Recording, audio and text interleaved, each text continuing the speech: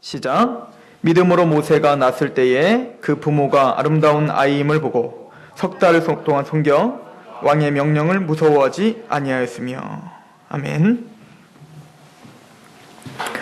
우리는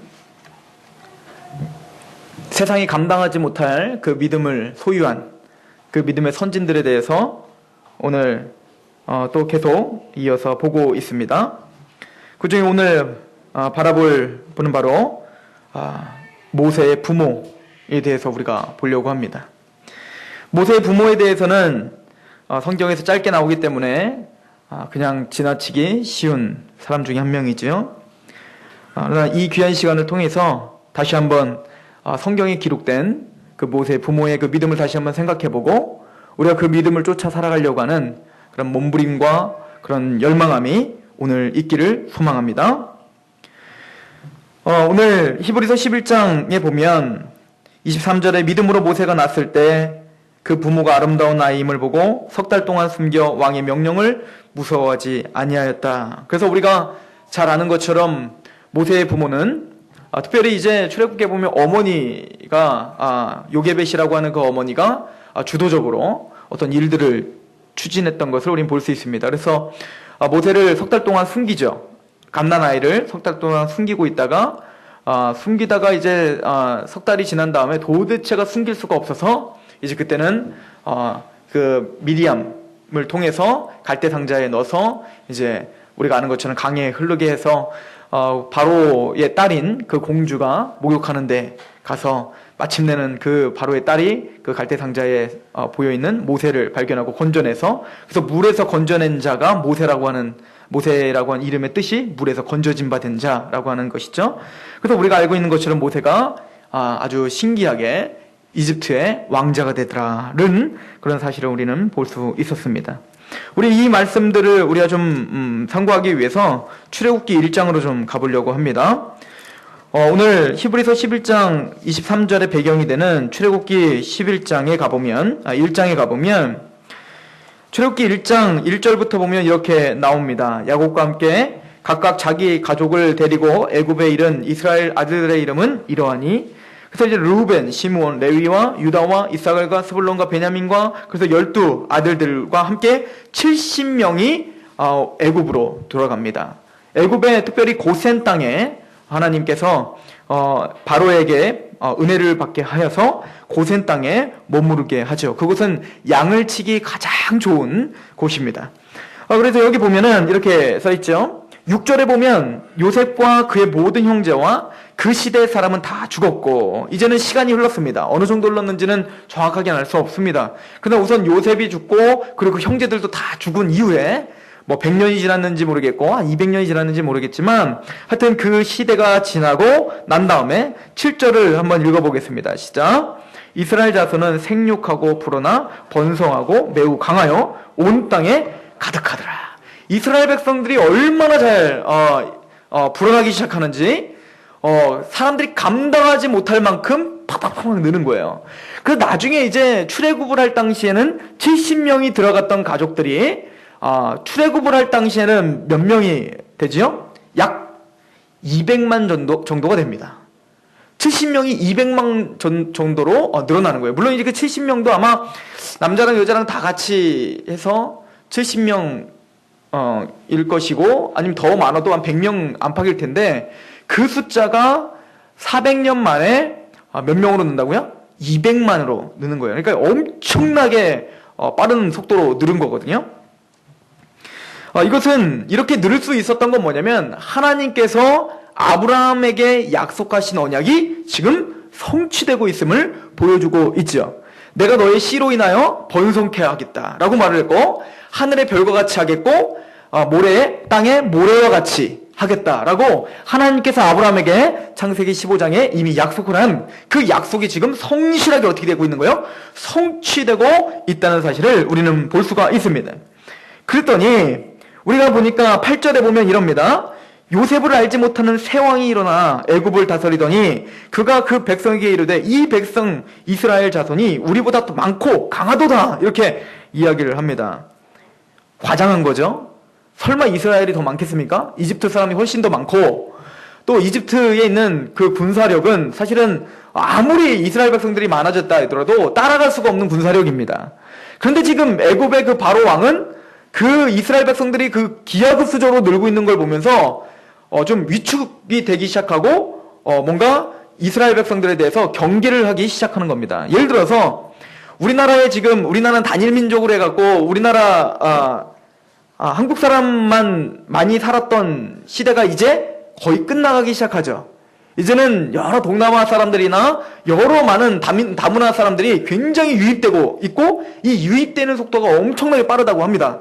그래서 지금 방송을 보면 계속 제가 보니까 한 달에 한 번씩은 꼭 다문화에 대한 문제에 대해서 꼭 그 이슈를 꼭 이야기를 하더라고요. 앞으로 다문화 문제를 체계적이고 구체적으로 잘 하지 않는다면 나중엔 반란도 일어나고 하여튼 그런 사회적인 문제가 굉장히 많이 일어날 것이다 라고 하는 겁니다. 가만히 생각해봐도 만약에 다른 민족들이 우리나라 땅에서 굉장히 많아지기 시작하면 여러 가지로 아마 문제가 생길 거고 아마 그들에 대한 어떤 불평등이나 이런 것들은 더 심해질지도 몰라요. 왜냐면 우리의 일자리를 다 뺏어간다고 생각하니까요. 우리의 모든 일자리를 다 뺏어간다. 이런 것 때문에 아마 그들을 더 싫어할지도 모르겠습니다. 그런 것처럼 지금 애굽 땅에 정착하고 있는 이스라엘 백성들이 갑자기 숫자들이 너무 기하급수적으로 늘어나니까 애굽에 있는 바로가 너무 걱정이 된 겁니다. 혹시 다른 나라와 전쟁이 일어났을 때 이 이스라엘 민족들이 그 다른 민족과 결탁을 해서 우리 애굽에 타격을 주는 거 아닌가 이렇게까지 혼자 생각을 바로가 했던 것입니다. 근데 이해가 가지 않는 부분이 있죠. 아무리 이스라엘 백성들이 강하다고 하더라도 아무리 이스라엘 백성들이 그렇게 많다고 하더라도 사실은 이스라엘 백성들을 어떻게 대우했습니까? 바로가 국빈으로 대우했잖아요. 왜 그랬죠? 어떻게 보면 자기 나라를 살린 영웅의 민족이란 말이에요.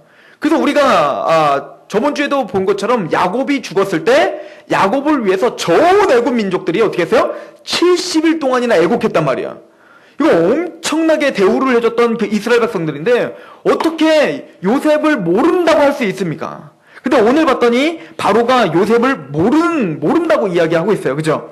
여기 봤더니 8절에 요셉을 알지 못하는 새 왕이 일어나 이야기는 단순히 어떤 왕의 아들이 물려받았다는 얘기가 아니에요. 지금 실질적으로 이 시기는 역사적으로 아예 왕조가 바뀌는 순간입니다. 그래서 원래 이집트를 지배하고 있었던 그 당시에 힉소스라고 하는 왕조가 무너지고 아모시스라고 하는 어떤 사람이 와서 힉소스 왕조를 완전히 패망시킨 겁니다.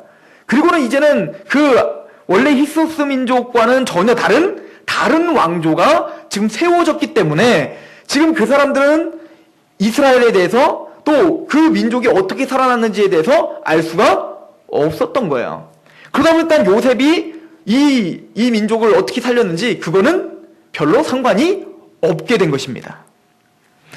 그래서 요셉을 모르는 사람이 왕이 되자마자 그 왕은 그 불어나고 있는 이스라엘 백성들을 좀 약화시키기 위해서 굉장히 여러 가지 방법을 고안합니다. 첫 번째 방법이 무엇입니까?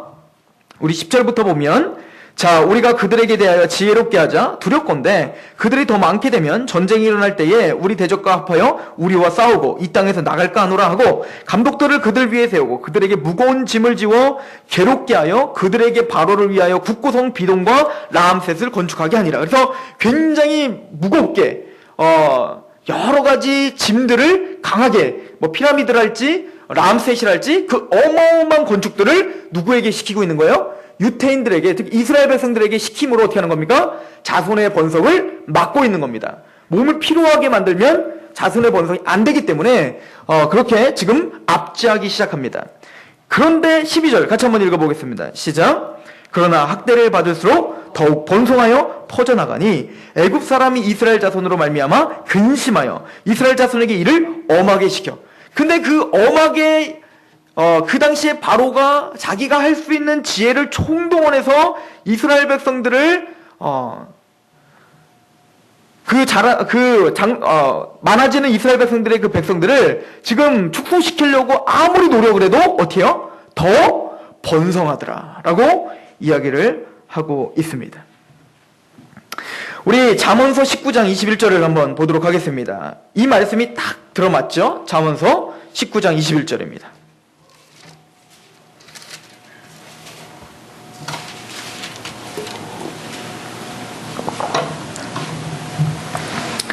같이 한번 읽어볼까요? 시작. 사람의 마음에는 많은 계획이 있어도 오직 여호와의 뜻만이 완전히 서리라.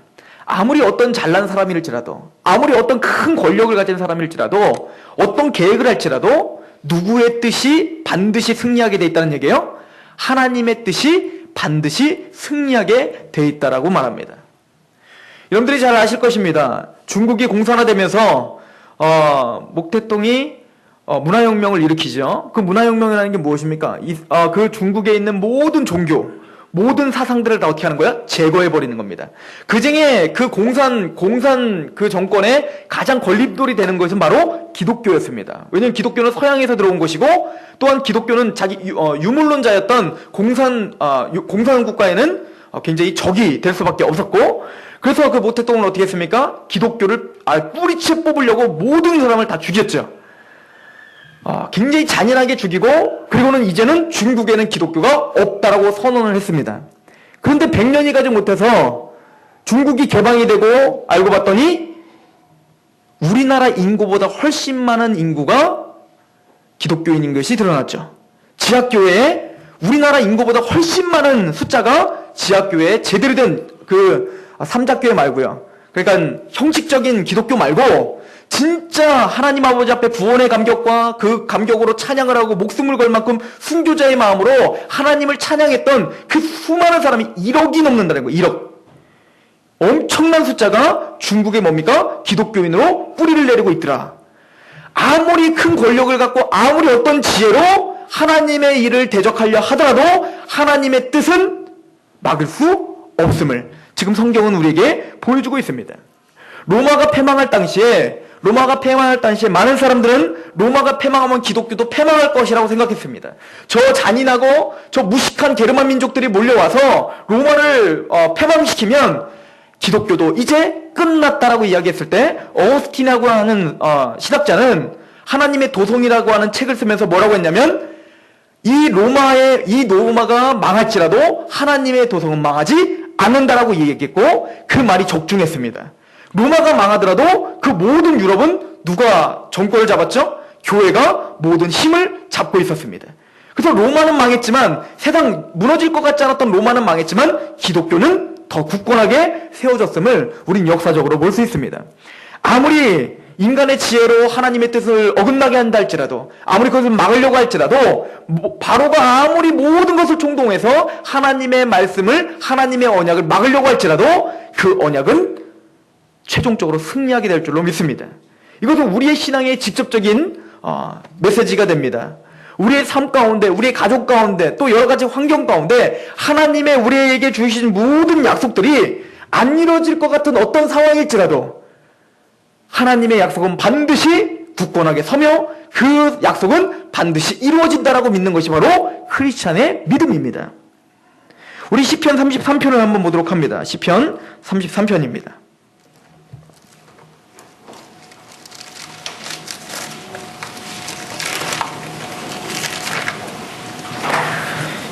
10절에서 11절입니다. 33편 10절에서 11절. 같이 한번 읽어볼까요? 시작. 여호와께서 나라들의 계획을 폐하시며 민족들의 사상을 무효하게 하시도다. 여호와의 계획은 영원히 서고 그의 생각은 대대에 이르리로다. 이걸 믿으시기 바랍니다. 하나님의 생각은 영원히 서고 반드시 여러분들에게 이루어질 것입니다. 인간의 생각은 반드시 패해지게 되어 있습니다. 지금은 성공하는 것 같이 보이지만 반드시 하나님에게서 어긋나게 행동한 것들에 대해서는 후회하게 될 것입니다. 믿음이라는 것은 지금 당장 있는 보여지고 만져지는 것에 집중하는 것이 아니라 지금은 꼭 안 이루어질 것 같지만 하나님의 약속을 신뢰하고 그것을 믿고 그것을 따르는 것이 믿음이라고 성경은 이야기하고, 이것이 저와 여러분들이 최종적으로 승리할 수 있는 비결이라고 이야기하고 있습니다.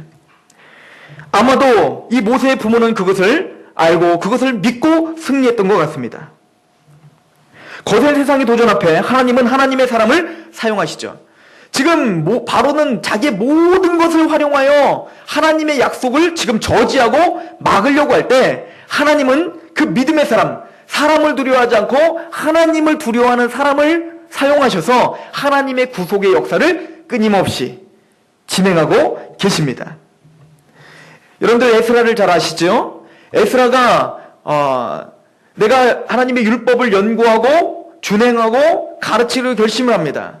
그 당시에 이스라엘 백성들이 바벨론에서 포로로 귀환을 해서 지금 이스라엘 성전을 지었는데도 불구하고 율법을 어기고 끊임없이 하나님 앞에 죄악 가운데 있는 그 광경을 에스라가 본 겁니다.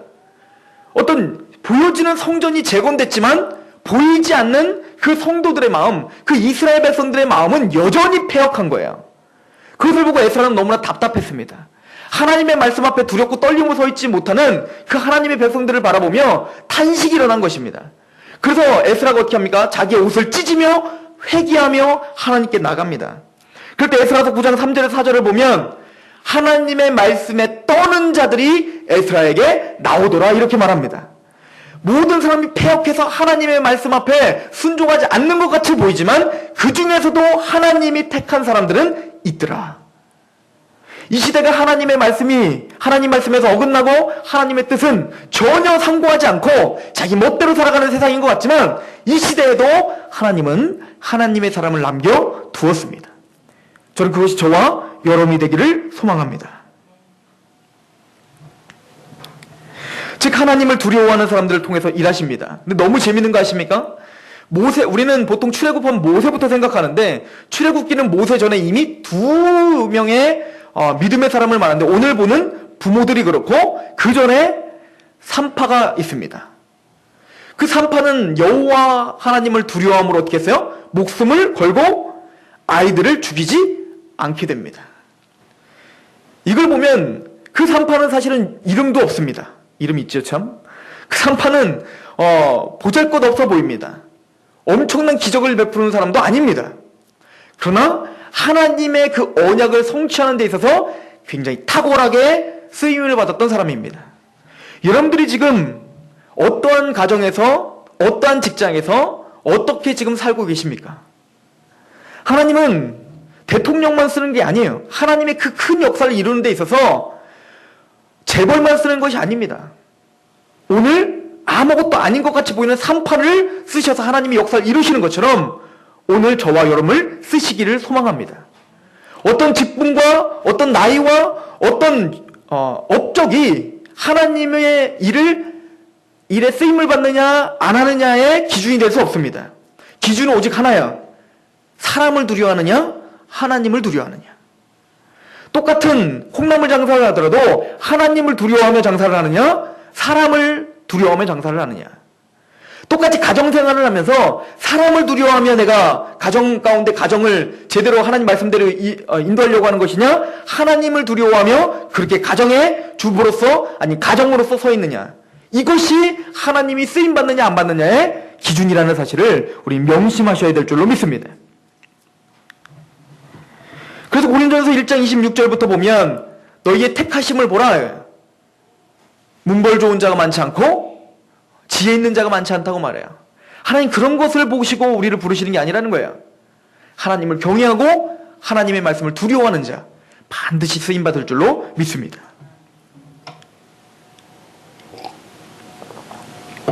그리고 오늘 나오는 사람이 바로 모세의 부모입니다. 출애굽기에 보면 어머니에 대해서만 이야기하지만 오늘 히브리서 11장을 보면 모세의 부모에 대해서 이야기합니다.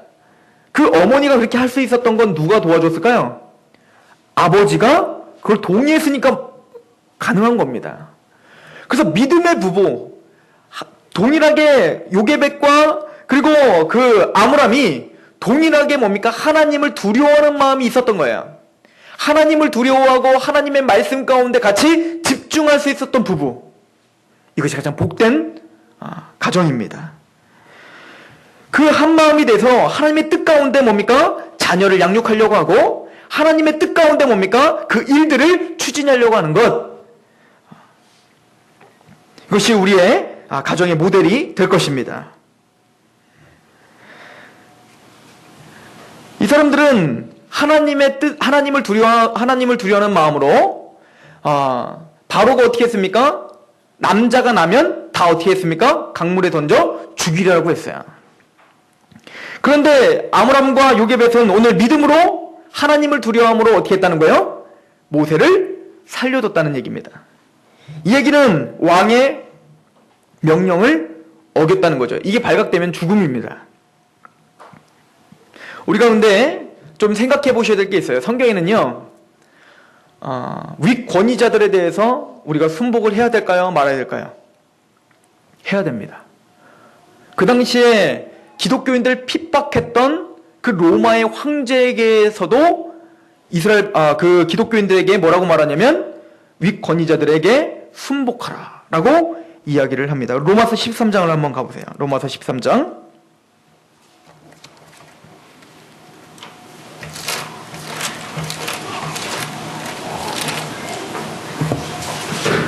13장 1절입니다.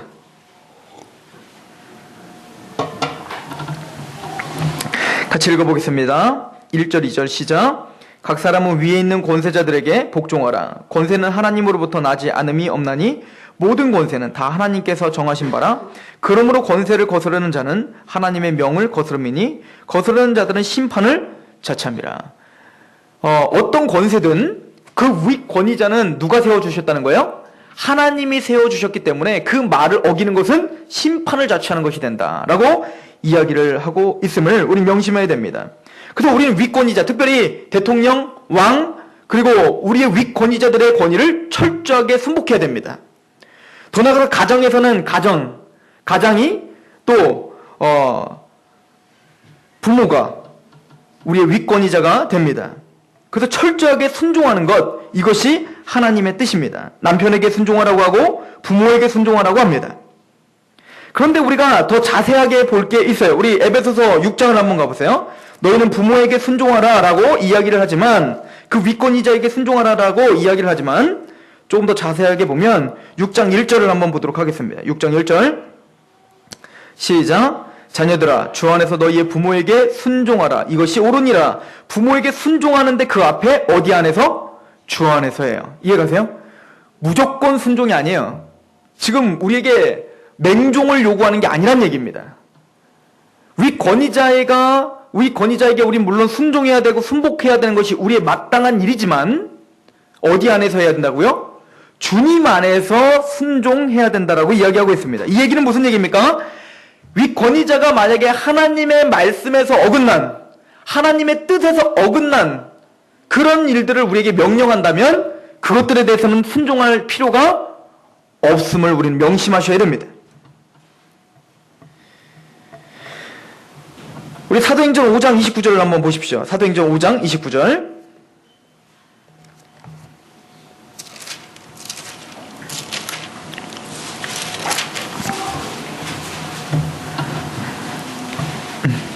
같이 한번 읽어봅니다. 시작. 베드로와 사도들이 대답하여 이르되 사람보다 하나님께 순종하는 것이 마땅하니라. 지금 공회에 많은 유대인의 그 많은 권위가 있는 사람들이 너는 복음을 전파하는 걸 그만둬라 막 이렇게 말하죠. 그때 베드로가 뭐라고 말합니까? 나는 사람에게 순종하지 않고 누구에게 순복합니까? 하나님에게 순복하는 것이 마땅하다. 내가 복음을 전파하는 것은 하나님의 뜻이다. 그게 확실하다면 어떻게 돼요? 그거와 상관없이 사람을 두려워하지 않고 복음을 전파하는 것이 마땅합니다. 사장도 한번 보십시오. 사장 우리 18절입니다. 18절 보세요. 사장 18절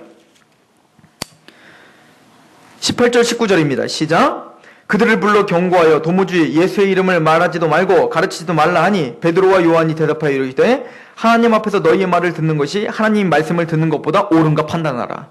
이해가십니까? 아무리 윗권위자들이라 할지라도 하나님의 말씀에서 어긋나는 것을 명령한다면 우리는 거기에 순복할 이유가 없음을 성경은 우리에게 이야기해 줍니다. 여러분들 다니엘을 잘 아시죠? 다니엘도 어떻게 했습니까? 신상에 절하라 라고 할 때 그 다니엘 세 친구들은 어떻게 했어요? 안 하겠습니다 라고 이야기합니다. 또 다니엘이 하나님 앞에 금식하기로 결심을 했을 때 술을 마시라고 하죠. 그때 어떻게 합니까? 마시지 않는다라고 이야기합니다. 즉 우리는 하나님 앞에 그 권위자들 앞에 최선을 다해서 우리는 순종하고 복종해야 됩니다. 그러나 하나님의 말씀에서 어긋날 때에는 우리는 그를 두려워하지 않고 하나님을 두려움으로 거부해야 될 줄로 믿습니다. 이것은 가정에서도 마찬가지입니다. 이것은 교회에서도 마찬가지입니다. 교회에서 아무리 사역자가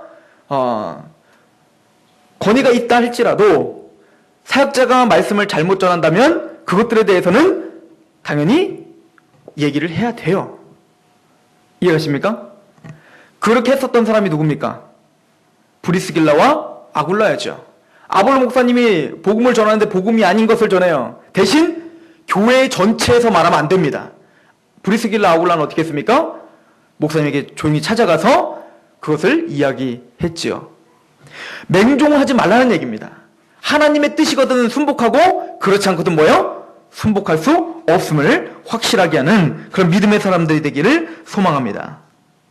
이렇게 하기 위해서는 대단한 믿음이 필요합니다. 사실 그렇지 않겠습니까? 얼마나 두렵겠습니까? 지금 모세의 부모는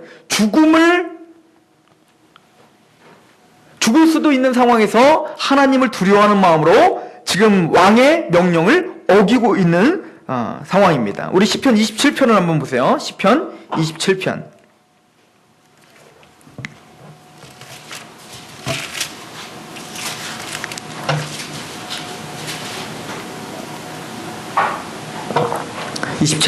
우리 1절입니다. 같이 봉독합니다. 시작. 여호와는 나의 빛이요 나의 구원이시니 내가 누구를 두려워하리요? 여호와는 내 생명의 능력이시니 내가 누구를 무서워하리요? 악인들이 내 살을 먹으려고 내게로 왔으나 나의 대적들 나의 원소들인 그들은 실족하여 넘어졌도다.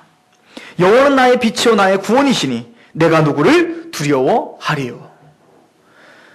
여호와 하나님을 믿음으로 우리는 이 두려움을 내어 쫓아야 됩니다. 이게 믿음이래요. 근데 이게 쉽나요? 세상과 대적하고 하나님을 두려워하는 마음으로 힘있게 세상은 한 100사람 1000사람이 아니다 라고 하는데 우리는 그게 맞다 라고 말할 수 있는 사람이 두려워하지 않는 사람이 그렇게 많나요?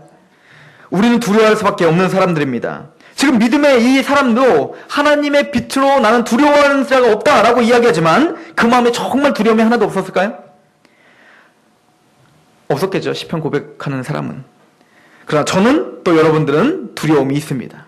그러나 시편 고백하는 사람은 우리가 믿음이라는 것이 무감각하게 두려움이 전혀 없이 그렇게 싸운다고 성경은 말하진 않습니다. 우리 시편 57편을 한번 보세요. 시편 57편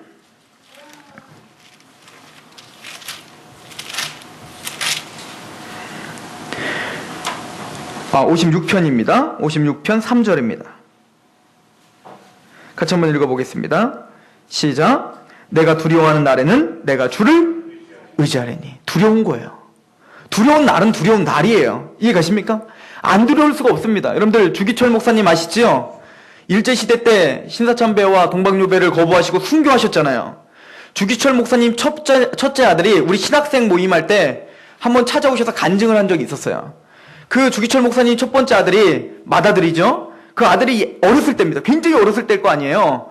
근데 주기철 목사님이 감옥에 간 겁니다. 감옥에 가서 그 모든 그 고문을 당한 겁니다. 그 고문 중에 여러 가지가 있어요. 그러니까 하도 거부를 안 하니까 어떻게 하냐면 부인을 앞에 놓게 합니다. 부인을 앞에 놓고 그 앞에서 모든 고문을 하는 거예요. 예를 들어서 남자 생식기 요도에 불을 달궈서 그곳에 놓고 예수를 믿지 않는다라고만 하면 돼요. 근데 그것을 거부하고 죽음을 각오하고 거기 있는 겁니다. 근데 부인이 그 앞에 있으면 마음이 약해질 거를 의도하고 어떻게 한 겁니까? 부인을 앞에 놓은 거지요. 그럼 가진 고문을 당하고 잠깐 그 순사들이 어떻게 했냐면 주기철 목사 보고 잠깐 풀어준 거예요. 집으로 가라. 집에 가서 따뜻한 밥이나 먹어라. 이런 거예요. 그래서 주기철 목사님이 집에 들어갔습니다. 아내가 얼마나 가슴이 아프겠습니까? 그런데 조금 있으면 또 감옥에 들어가야 돼요. 그러니까 어떻게 할까? 한 번이라도 좀 따뜻한 밥이라도 해주고 싶어서 밥을 따뜻하게 한 거예요. 그리고 들어왔을 때 밥을 해서 먹으려고 하는 찰나 순사들이 들이닥친 겁니다. 순사들이 일부러 그랬겠죠. 따뜻하게 집에 가서 한번 생각해보라고. 들어닥치자마자 순사들이 들어닥치니까 그 주기철 목사님이 어떻게 했을까요? 여러분들 어떻게 했을 것 같아요? 담대하게 갔을까요? 갑자기 주기철 목사님 갑자기 어딘가 확 달려가더라는 거예요. 저 안에 있는 골방으로 들어가더라는 거예요. 그래서 그 아들은 이렇게 생각했대요. 우리 아빠가 기도하러 가시나 보다. 그래서 뭐 하러 가나 봤더니 거기서 막 떨면서 울고 있더라는 거예요. 이게 주기철 목사님이었습니다. 그런데 울면서 또 가서 하나님의 예수 그리스도를 구세주라고 이야기하고 끝내는 순교를 당하셨습니다.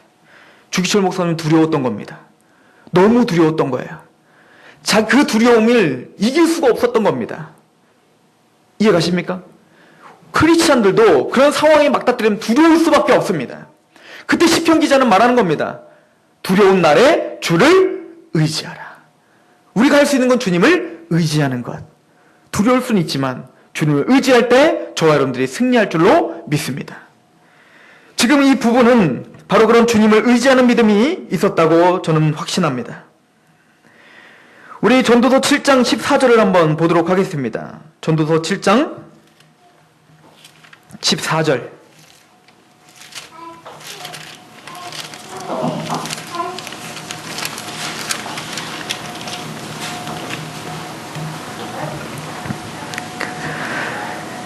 같이 봉독합니다. 7장 14절입니다. 13절 14절 시작. 하나님께서 행하시는 일을 보라. 하나님께서 굽게 하신 것을 누가 능히 곧게 하겠느냐. 형통한 날에는 기뻐하고 공고한 날에는 뒤돌아보아라. 이 두 가지를 하나님이 병에 가게 하사 사람이 그의 장래 일을 능히 헤아려 알지 못하게 하셨느니라. 하나님은 우리의 장래 일을 헤아려 알 수 있게 하셨어요? 없게 하셨어요? 성경에 우리의 장래 일을 하나님이 알 수 있게 하셨어요? 없게 하셨어요? 그러니까 예언기도 받으러 다니시지 않으셔야 되는 거예요. 하나님은 우리의 장래 일을 모르게 하셨다는 거예요. 일부러. 하나님이 우리의 장래 일을 굳게 하셨다는 건 뭐예요? 뭔가 공고한 날이 있고 고부라졌다는 건 뭐예요? 좀 곱고 편했으면 좋겠는데 뭔가 불편하게 삶을 살게 하신 것. 이게 누구의 뜻이라는 거예요? 하나님이 그렇게 정해 놓으셨다는 거예요. 그렇다고 해서 우리가 꼭 굳은 꼭 공고한 날만 있나요? 살다 보면 좋은 날도 있잖아요. 그럴 때 믿음의 사람이 해야 되는 방법이 있다는 거예요. 기쁜 날에는 뭐 하라고요? 형통한 날에는 기뻐하고. 당연히 형통한 날에는 어떻게 해야 돼요? 기뻐해야죠. 공고한 날에는 뒤를 돌아보아라. 이거 무슨 얘기죠? 하나님께서 우리를 형통하게 하셨습니까? 지금 형통하십니까? 그래도 형통하죠. 주기철 목사님에 비하면 우리 다 형통하죠 뭐. 그런 형통함이 있다면 기뻐하셔야 됩니다. 찬양하셔야 됩니다. 감사하셔야 됩니다. 이게 믿음이에요. 만약에 우리를 공고한 날을 주셨습니까? 힘든 날을 주셨습니까? 뭔가 갈등하는 날을 주셨습니까? 그때는 뭐예요? 나의 삶을 한번 돌아보는 것. 이게 믿음이라는 거예요. 믿음은 다른 게 아니라는 거예요. 기쁠 때 찬양하고 기쁠 때 하나님께 기뻐하고 내가 뭔가 고난이 닥치고 뭔가 힘들고 내가 감당할 수 없는 일이 벌어졌을 때는 나를 어떻게 하고 돌아보는 것. 이것이 믿음이라는 겁니다. 이것이 뭐냐면 자족입니다. 빌립보서에서 사도 바울은 바로 이 자족을 배웠다고 말하는 것입니다. 내가 가난해도 내가 부해져도 일체의 내가 비결을 배웠는데 자족의 비결을 배웠다 이거예요. 내게 능력 주시는 자 안에서 내가 모든 것을 할 수 있다. 그 믿음으로 그 모든 세상과의 싸움에서 승리하시는 저와 여러분 되기를 소망합니다. 이것이 지금 모세의 부모에게 있었던 겁니다. 지금까지는 이스라엘 백성들이 어떻게 살았습니까? 형통한 날을 살았죠. 이스라엘 백성들이 국빈 대우를 받으면서 살았잖아요. 그때는 하나님을 찬양했어야 됐습니다. 그런데 지금은 하나님이 어떻게 했어요? 구부러 드렸어요. 이제는 공고한 날을 준 겁니다. 그럼 이스라엘 백성들은 어떻게 해야 됩니까? 모든 이스라엘 백성들은 다 자기를 돌아보고 하나님의 약속을 한번 되새겨봤어야 됩니다. 근데 이 많은 이스라엘 백성들은 그렇게 하지 않았죠. 원망하기 바빴습니다. 그러나 그때 믿음의 사람이었던 아므람과 요게벳은 어떻게 했다는 거예요? 자기를 돌아본 것 같습니다. 하나님의 약속을 다시 한번 돌아본 것 같아요. 그리고 믿음으로 뭡니까? 하나님을 바라보고 믿음으로 승리하게 됐다라고 성경은 이야기하고 있는 것 같습니다. 또 믿음은 단순히 믿음이라고 하는 것은 뜬구름 잡는 얘기가 아니라 믿음은 구체적인 행동을 반드시 나타나게 합니다. 그래서 이 모세의 부모는 믿음으로 어떻게 했습니까? 목숨을 걸고 모세를 숨기는 거였습니다. 더 나가서 나중에는 어떻게 합니까? 석 달 동안 숨겨놨는데 나중에는 저는 어떻게 숨겼는지 너무나 신기해요. 아이가 계속 울고 짜증내고 그 아이를 어떻게 달래고 밖으로 소리가 나면 분명히 다 알아챌 텐데, 그러니까 굉장히 심혈을 기울였을 것 같아요. 하여튼 이불로다 뒤집어 씌웠는지 어쨌는지. 그러고 이 부모는 그 순간순간 얼마나 두려웠겠을까요? 얼마나 떨렸을까요? 성경에 나와 있지 않지만 이 모세의 부모들이 이 일들을 진행하면서 아마 하나님 앞에 철저하게 매달렸을 것입니다. 하나님 앞에 지켜달라고 철저하게 부르짖었을 것입니다. 그리고는 하나 한 가지 한 가지를 구체적으로 실행하는 능력이 이 부모에게는 있었던 겁니다. 생각이 믿음이 아닙니다. 그냥 마음이 믿음이 아닙니다. 행동하는 것이 믿음입니다. 이해가십니까? 생각만 하고 있으면 일은 이루어지지 않습니다. 믿고 있다면 그것을 행동하는 것이 믿음이라고 성경은 우리에게 이야기해주고 있습니다.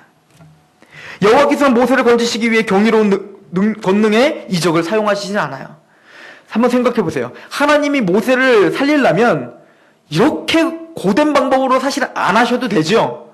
하나님이 천사로도 안보해도 되고, 모세를 잠깐 어디에다가 하나님이 쫙 하늘로 데려갔다가 다시 딱 장성해서 보내주면 되고, 여러 가지 방법이 있는데 그런 신기한 방법으로 인도하지 않고 어떻게 해요? 그 요게벳과 아므람의 그 현실과 싸우는 사투와 함께 이 일들을 진행하고 있다는 얘기예요. 우리는 때로는 너무 쉽게 하나님 앞에 어떤 큰 기적만을 바라면서 살아가는 것을 믿음이라고 착각하는 경우가 있다는 사실을 우리는 다시 한번 우리를 돌아봐야 될 줄로 믿습니다. 근데 하나님은 전혀 기적 같지 않아 보이는 현실 속에서, 내가 지금 힘든 그 현실 속에서 얼마나 이 두 사람이 두려웠겠어요. 두려워하면서 그 일들을 진행하는 과정 가운데 하나님의 일은 지금 이루어지고 있는 거예요. 때로는 우리가 의심이 갈 수도 있습니다. 내가 이렇게 한다고 해서 하나님의 뜻이 이루어질까? 하나님이 나를 크게 쓰실 수 있을까? 아니요. 그 일이 하나님의 일을 하는 좋은 도구가 되는 줄 믿으시기 바랍니다. 여러분들이 지금 아무것도 아니라고 하는, 나는 하나님에게 있어서 큰 일을 하는 진용신 목사님처럼 뭔가 전국을 돌아다니고 전 세계를 돌아다니면서 내가 이단 상담을 하고 이단 세미나를 하고 이러지 않고 나는 아무것도 하나님 앞에 쓰임받지 못한다라고 생각하고 있는 지금 그 현실 속에서 하나님은 지금 하나님의 일을 하고 계시다고요. 이게 믿음의 사람인 거예요. 만약에 아므람과 요게벳이 그 현실 속에서 만약에 그 믿음을 지키지 않았다면 모세가 어떻게 살아날 수 있었겠습니까? 여러분들이 지금 자녀들을 키우고 있습니까? 그런 자녀들을 정말 말씀에 맞게, 사람을 두려워하지 말고 사람들의 어떤 사람들 눈치를 보지 말고 이렇게 해야 교육이 잘 된다더라, 이렇게 해야 일찌감치 외국에 나가야 영어를 잘해야지 나중에 성공, 이런 거 생각하지 마시고 성경 말씀대로 한번 키워보자고요. 그렇게 했을 때 뭡니까? 하나님은 기가 막힌 일들을 하실 수 있습니다. 우리가 큰 일을 한다고 하는 것이 아니라 내게 맡겨진 일을 최선을 다할 때 하나님은 그 일을 통해서 반드시 하나님의 일을 성취하십니다.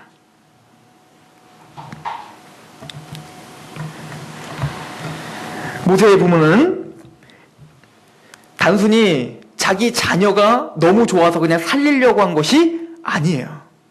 목숨을 걸고 그렇게 할 수가 없습니다. 왜냐하면 우리 오늘 본문에 한번 가보세요. 히브리서 11장을 한번 보십시오.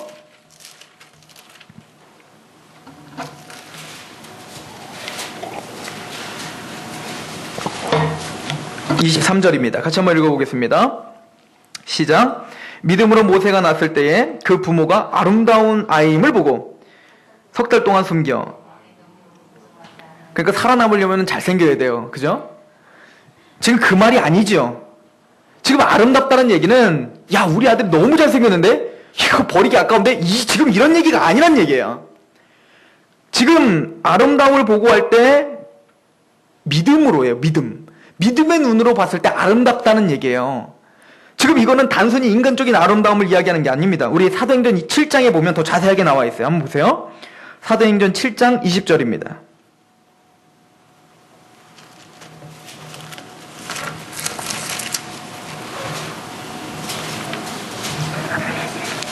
같이 봉독합니다. 시작. 그때 모세가 낳는데 하나님 보시기에 아름다운지라 그의 아버지의 집에서 석 달 동안 길리더니. 누가 보시기에 아름다운 자라? 하나님이 보시기에 아름다운. 그러니까 인간적인 아름다움을 지금 말하는 게 아닙니다.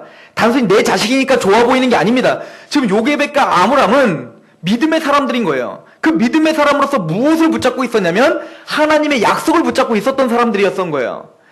아브람과 요게벳은 창세기 15장에 아브람에게 주었던 약속을 붙잡았던 겁니다. 너희가 4대 후에는 반드시 어떻게 하리라? 다시 가나안 땅으로 돌아오리라. 이것을 또 창세기 50장에 누가 또 예언했죠? 요셉이 예언했잖아요. 요셉이 믿음으로 하나님의 약속을 붙들고 지금은 너희들이 편안하게 살고 있지만 너희들을 다시 어떻게 할 거라는 거예요? 압제할 거라는 거예요. 창세기에 하나님이 아브라함에게 주셨던 약속이 그거였습니다. 그런 것처럼 하나님은 너희들을 반드시 너희들을 가나안 땅으로 돌려 보낼 것이다. 몇 대 만에? 4대 만에. 그때 너희들 갈 때 내 유고를 취해가지고 좀 가져가줘. 이 얘기는 요셉은 끊임없이 무엇을 지금 염두하고 살았다는 거예요? 아브라함에게 주셨던 그 큰 약속을 붙들고 살았다는 얘기죠. 즉 믿음의 사람의 특징은 뭐예요? 아브라함에게 주셨던 그 약속을 붙들고 살았던 사람이에요. 그런데 아마 아브람과 요게벳은 그 약속을 계속 어떻게 했을까요? 공관날에 돌아봤을 겁니다. 그리고는 한번 따져봤을 거예요. 이제는 뭐예요? 하나님의 그 약속의 때가 거의 됐음을 아마 인지했을 것입니다. 그리고는 자녀를 낳았는데 그 자녀가 어떻게 보여? 아름답게 보인다. 이건 단순히 잘생긴 게 아니에요. 하나님이 보시기에 아름답게 보일지라. 이 얘기 뭡니까? 이 아이는 범상치가 않다라고. 물론 내 자식은 다 범상치 않게 보이긴 해요. 저도 하준이가 볼 때 좀 범상치 않게 보여요. 저 벽을 빨아먹는데 얼마나 잘 빨아먹는지 그걸 보면서 얘는 큰 인물이 될 거야 막 이렇게 얘기해요. 그러나 지금 그런 얘기가 아닌 거예요. 설마 성경의 기자가 그런 개인적인 감정을 갖고 이야기하겠습니까? 지금 이 모세의 부모는 하나님이 보시기에 아름다운 자라는 확신이 들었던 겁니다. 뭔가 하나님의 이 약속을 성취할 자라고 하는 그 뭔가 알 수 없는 그 믿음이 이 요게벳과 아므람에게는 있었던 거예요. 그 믿음이 있었기에, 약속을 붙잡는 믿음이 있었기 때문에 뭡니까? 모세를 목숨을 걸고 살리려고 했던 것입니다. 여러분들이 큰 일을 하고 있지 않아도 좋습니다. 여러분들이 전 세계를 돌아다니면서 설교를 하는 설교자가 아니어도 좋습니다. 여러분들이 뭔가 한 나라를 뒤흔들 수 있는 대통령이 아니어도 좋습니다. 하나님은 그 사람들을 쓰지 않습니다. 하나님을 두려워하고 하나님이 아브라함에게 주셨던 그 약속, 내가 너와 너의 자손으로 인하여 모든 민족이 복을 얻게 할 것이다. 그 약속은 바로 우리에게 주신 복음입니다. 내가 너를 통하여 너를 왕같은 제사장으로 사용하여서 반드시 복의 근원으로 내가 너를 사용하리라. 너의 가정을 반드시 사용하리라. 너의 가정을 통하여서 그 복의 근원으로서 이 땅에서 정말 그리스도의 빛으로서 내가 너의 가정을 사용하리라. 이것은 하나님이 우리에게 주신 약속입니다. 너에게 빛과 소금을 주리라. 너는 빛과 소금이다 이거야. 빛으로서 빛을 비추는 사람이 될 것이고 복음으로 하나님의 나라를 확장하는 그런 사람이 될 것이다. 지금 그것이 보기에는 아무것도 아닌 것 같지만 여러분들이 영원한 나라 하늘나라에 갔을 때 그 일은 아마 여러분들에게 자부심이 될 거예요. 이것을 바라보는 자들, 이것을 바라봄으로 사람을 두려워하지 않고 하나님을 두려워하며 하나님 말씀 가운데 오늘 하루를 자녀를 키우고 오늘 하루 밥을 짓고 오늘 하루 농사를 짓고 오늘 하루 직장 생활을 하고 오늘 하루 말씀 준비를 하고 있는 그 사람을 통해서 하나님의 역사는 반드시 이루어진다는 얘기입니다. 저는 저와 여러분들이 이 믿음의 소유자가 되기를 소망합니다. 큰 것을 바라느라 오늘 내가 해야 될 것을 잊어버리지 않기를 원합니다. 큰 것은 믿음으로 하나하나 하다 보면 큰 것이 이루어지는 거예요. 작은 것을 충성된 자가 하나님은 큰 것도 맡겨주시는 법입니다. 또 여러분들이 자녀를 위해서 기도하십시오. 이 요게벳과 아므람이 자녀였던 모세에게 그 큰 기대가 있었던 것처럼 하나님 앞에 말씀으로 그들을 양육하고 어찌하든 그를 위해서 기도하시기 바랍니다. 하나님이 보시기에 아름다운 자가 되길 소망합니다. 하나님은 여러분들의 기도를 들어주실 것입니다. 여러분들은 복음을 가진 자들이 있기 때문에 그렇습니다. 기도하겠습니다.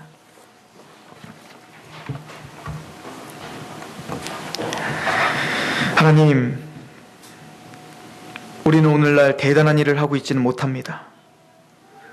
세상 사람들이 우리를 알지 못하고 우리나라 사람들도 우리를 모릅니다. 아니, 서산에 있는 사람들도 우리를 모를 정도로 우리는 미미한 존재인 것 같습니다. 그러나 우리는 세상이 알 수 없고 그 큰 권력을 가진 자도 알 수 없는 복음을 깨달은 자들입니다.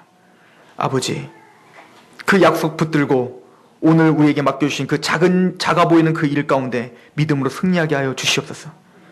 그럴 때 성실하게 하나님의 역사가 우리를 통하여 이루어질 줄로 믿습니다.